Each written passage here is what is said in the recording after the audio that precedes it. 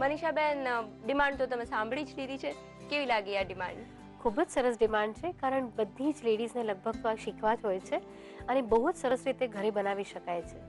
અને આમ પણ હવે બિસ્કિટ્સ કે એ બધી વસ્તુઓમાં મેંદો લોકો ઓછો પ્રિફર કરે છે અને એવી ટ્રાય કરે છે કે બને ત્યાં સુધી વ્હીટ બેઝ વધારે બેકરી આઇટમ પણ બનાવે.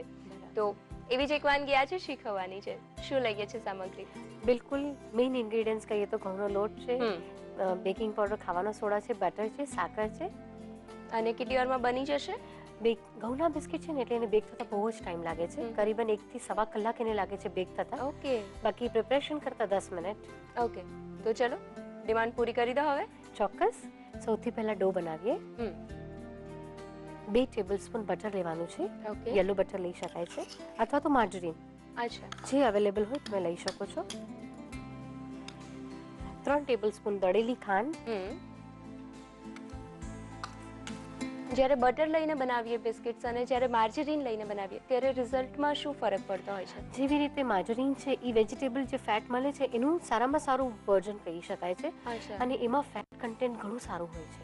જેવી રીતે બહાર જે પ્રોડક્ટ્સ બધા મળે છે, બહાર બેકરીની આઇટમ્સ બધું માર્જરીનમાંથી જ બને છે. જે માર્કેટમાં રેડી મળતું હોય છે એમાં માર્જરીનનો ઉપયોગ થતો હોય છે. હાજી, પણ એમાં એક એ વસ્તુ છે કે તમે જ્યારે બી માર્જરીનનો યુઝ કરો ને ત્યારે એના અંદર સ્પેશિયલ વ્હીટ બિસ્કિટ માટે એક કેમિકલ નાખવામાં આવે છે. ઓકે. જો એ તમે કેમિકલ નાખો તો એકદમ રિઝલ્ટ સારું મળે છે, પણ જો એ તમે કેમિકલ ના નાખો તો પછી નોર્મલ જે આપણે બનાવીએ છીએ બટરથી એવું જ રિઝલ્ટ મળશે.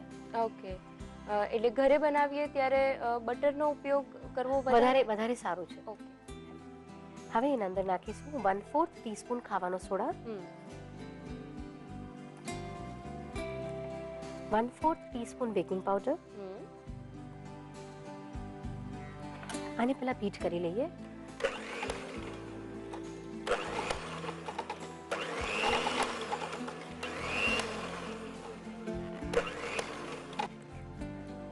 આવી રીતે આછું જ બીટ કરવાનું છે. એના અંદર નાખીશું 100 ગ્રામ ઘઉંનો લોટ છે જેને મેંદાની ચાળણીથી ચાળી લીધો છે. અચ્છા. કારણ આપણા પાસે કેમિકલ અવેલેબલ ના હોય એટલા માટે થઈને આપણે એને ફોર ધ સેફર સાઇડ મેંદાની ચાળણીથી ચાળી લેવાનું છે. એટલે એકદમ ઝીણો ઘઉંનો લોટ લીધો છે. હાજી. રૂટીનલી જે ઘરમાં ઘઉંનો ઝીણો લોટ વાપરતા હોઈએ છે એમાં અને મેંદાની ચાળણીથી એને જ્યારે ચાળીને લઈએ છીએ ત્યારે એ બંનેમાં કોઈ ફરક પડતો હોય છે? હા, ઘઉંના અંદર જે ઝીણા એના દાણા હોય છે એ બધા નીકળી આવે છે, જેની હિસાબે આપણને રિઝલ્ટ ઘણું સારું મળે છે. અચ્છા. એટલા માટે અને થોડું ફાઈબર કન્ટેન્ટ ઓછું થઈ જાય છે. ઓછા થઈ જાય છે. યસ, બીકોઝ કેમિકલ નથી યુઝ કરતા ને એટલા માટે આ કરવું જરૂરી છે. મિક્સ કરી લઈએ.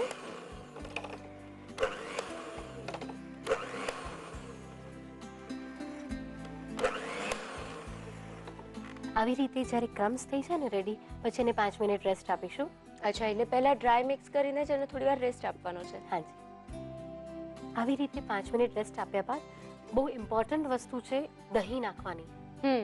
કારણ ઘઉંના બિસ્કિટને થોડું હજી એરેશન લાવવા માટે કે એને સોફ્ટ અને સરસ બનાવવા માટે દહીંનો ઉપયોગ થાય છે. લિપિ, મને ઘણા બધા બિસ્કિટ આવડે છે પણ આ એક જ બિસ્કિટ છે જેમાં દહીંનો યુઝ થાય છે. હા, કારણ કે જેટલા પણ આ રસોડે પણ ઘણી બધી વખત ઘણા બધા બિસ્કિટ બનાવે છે પણ મોટા ભાગે દૂધનો ઉપયોગ થતો હોય છે અને આજે દહીંમાંથી લોટ તૈયાર કરીએ છીએ. હાજી, બીકોઝ કોઈ પણ વ્હીટના બિસ્કિટ તમે બનાવો ત્યારે અંદર ઓલવેઝ દહીંનો યુઝ થશે. કારણ કે આપણે કેમિકલ નથી યુઝ કરતા એટલા માટે. અને દહીં કેવું લઈએ છે? નોર્મલ ઘરમાં જે રૂટીન દહીં હોય છે મોડું એ લેવાનું છે. 1 ટેબલસ્પૂન પહેલા નાખીશું, પછી લાગશે તો બીજું લેશું. અચ્છા. મિક્સ કરી લઈએ.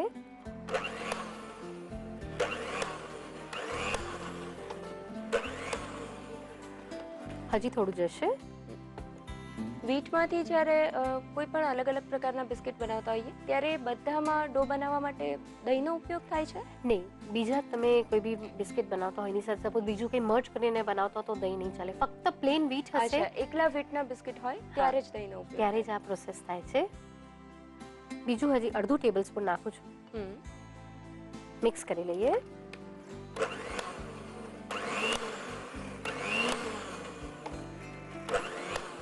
માર્કેટમાં પણ આજકાલ વ્હીટ બિસ્કિટ્સ, મલ્ટીગ્રેન બિસ્કિટ્સ આ બધા બહુ જ મળવા લાગ્યા છે અને લોકો પણ એનો છૂટથી ઉપયોગ કરે છે બીકોઝ હેલ્ધી છે. પણ વ્હીટ બિસ્કિટ અને મલ્ટીગ્રેન બિસ્કિટ એ બંનેમાં બેઝિકલી શું ડિફરન્સ હોય છે? મલ્ટીગ્રેન બિસ્કિટના અંદર 3 થી 4 મતલબ અલગ અલગ ગ્રેન્સ લેવામાં આવે છે. ઇટસેલ્ફ એના અંદર જ્યારે એનું છે ને રેડી એક મિક્સ મળે છે. અચ્છા. અને એ પ્રોસેસ કરીને આવે છે. તમારે ખાલી ફક્ત લાવી અને એને તમારે અંદર જે રેસિપી લખી છે એ પ્રમાણે ફોલો કરવાનું છે અને બનાવવાનું છે. મલ્ટીગ્રેન બિસ્કિટ અગર આપણે ઘરે હોમમેડ મેથડથી બનાવવા જઈએ તો રિઝલ્ટ સારું નથી મળતું. અચ્છા, એટલે એની માટે જે બધા જ ગ્રેનનું મિક્સ રેડી મળે છે એનો જ ઉપયોગ કરતા હોય છે. કારણ એના અંદર ઇટસેલ્ફ સ્ટેબિલાઇઝર છે, ઇમલ્સિફાયર બધું નાખીને આવે છે. Okay. ફક્ત ઘરે મતલબ સપોઝ તમે પેકેટ લાવો તો તમારે અંદર ફક્ત ઓઇલ અથવા જે પણ અંદર ઇન્સ્ટ્રક્શન્સ આપેલા છે એ હા, ફોલો કરી હા. અને રેડી કરવાનું છે. ઓકે. હજી આ ડો છે એ વધારે લે છે એટલે હજી આપણે અડધી ટીસ્પૂન દહીં એડ કરશું. ઓકે. કેવી રીતે ખબર પડશે કે કેટલા દહીંની જરૂર છે? દરેક ફ્લાવર ઘણી વખત અલગ અલગ રીતે વોટર એબ્ઝોર્બ કરે છે કે જે બી તમે લિક્વિડ નાખો એબ્ઝોર્બ કરે છે. આ જે લીધું છે આપણે ફ્લાવર એ હજી થોડું વધારે મતલબ એબ્ઝોર્બ કરે છે, નહીં તો જનરલી 1.5 ટેબલ સ્પૂન જ જાય છે. ઓકે.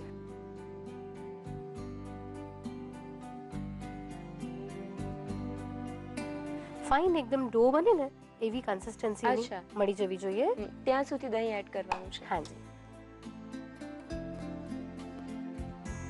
ફાઇન આવી રીતે ડો બંધાઈ ગયો છે. હા. આવો સોફ્ટ હોવો જોઈએ. અચ્છા. હા, જો કદાચ એવું લાગે કે એકાદ ટીસ્પૂન કે વધારે જાય દહીં તો નાખી દેજો, પણ આવો સોફ્ટ જોઈએ. એટલે દહીં કેટલું નાખવું એની પર ધ્યાન આપવા કરતાં કેવી કન્સિસ્ટન્સીનો ડો જોઈએ છે એ રીતે દહીંનું પ્રમાણ નક્કી કરીએ છીએ. બેકરી એક એવો સબ્જેક્ટ છે કે જો તમે એમાં કન્સિસ્ટન્સી પકડી લીધું ને તો તમે હા. બધું જ બનાવી શકશો. ઓકે. બિસ્કિટ બનાવીએ. હા. આ બિસ્કિટ બહુ જ ફૂલે છે. સપોઝ આટલા બનાવીએ તો ડબલથી પણ વધારે સાઇઝમાં થાય છે. ઓકે. નાના નાના બનાવીશું.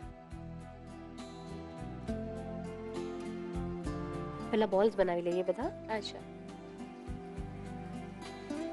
બરાબર આમ મસળી અને રેડી કરવાનું છે. આ કેસ્ટર શુગર છે. કેસ્ટર શુગરમાં એને રોલ કરી લઈએ. ગોળા વાળીને જ પહેલા કેસ્ટર શુગરમાં રોલ કરીએ છીએ. હાજી, આવી રીતે ફાઇન રોલ કરી લેવાનું છે. ઓકે. પછી થોડો દબાવી દઈએ છીએ ખાલી.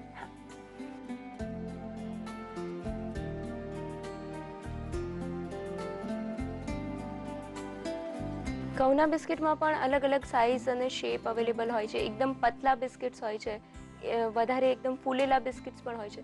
તો એ બધા ઘરે ઇઝીલી બનાવી શકાય છે? નહીં, બહુ પાતળા બિસ્કિટ નથી બનાવી શકતા કારણ કે એટલું બધું રોલ નહીં થાય.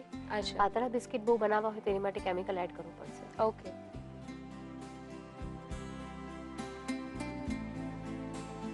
આવી રીતે ડિસ્ટન્સમાં મૂકવું બહુ જરૂરી છે. બેક કરવા માટે મૂકીએ.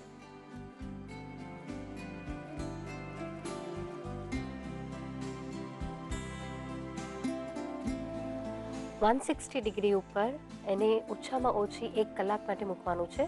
અને જો એવું લાગે કે હજી 1 કલાકમાં નથી રેડી થયા તો હજી 15 મિનિટ મૂકી દેવાની. અચ્છા, એટલે 1 થી સવા કલાક જેટલો ટાઈમ આપવાનો છે. હાજી.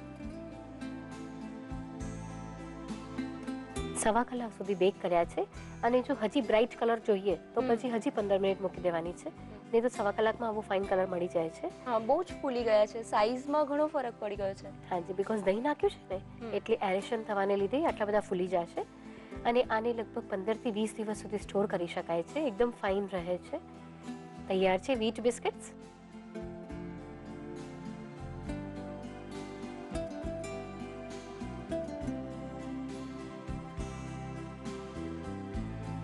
વ્હીટ બિસ્કિટ્સ બનાવવા માટે જોઈશે બટર 2 ટેબલસ્પૂન, દળેલી ખાંડ 3 ટેબલસ્પૂન, ખાવાનો soda 5 teaspoon, baking powder 5 teaspoon, ઘઉંનો લોટ 100 ગ્રામ, મોળું દહીં 2 ટેબલસ્પૂન, કેસ્ટર શુગર અડધો કપ.